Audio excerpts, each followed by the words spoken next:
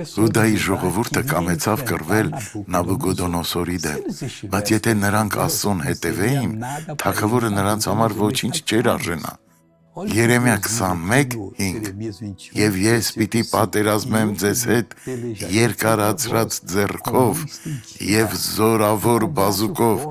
և բարկությունով և սրտմտությունով և մեծ ցասումով, ինչու՞, որովհետև նրանք լքեցին իրենց Աստծուն և կռապաշտ դարձան։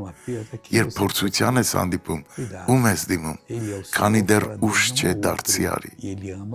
Եթե դու պատրաստ ես, նա այսօր կարող է փոխել քո կյանքը։ Դիտենք վկայությունը։ Սուր ցավեր ունեի մեջքումս և ոտքումս, լայնացած երակներից ոտքերս մշտապես այտուցված էին, բայց ամենածանրն այն վերքն էր, որ սրտումս էի կրում։ Մի պահ ինքս ինձ ասացի. հավատում եմ, Աստված կարող է բուժել իմ բոլոր ցավերը,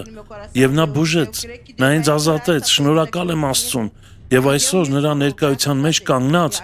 ես օրհնված եմ։ Հիմա ավելի լավ եք։ Այո։ Ինչպես եկաք այսօր։ Ոտքերս փայտացած էին, երբ հասա այստեղ։ Ցույց տվեք մեզ, ինչպես եք նախկինում քայլում, այդպես։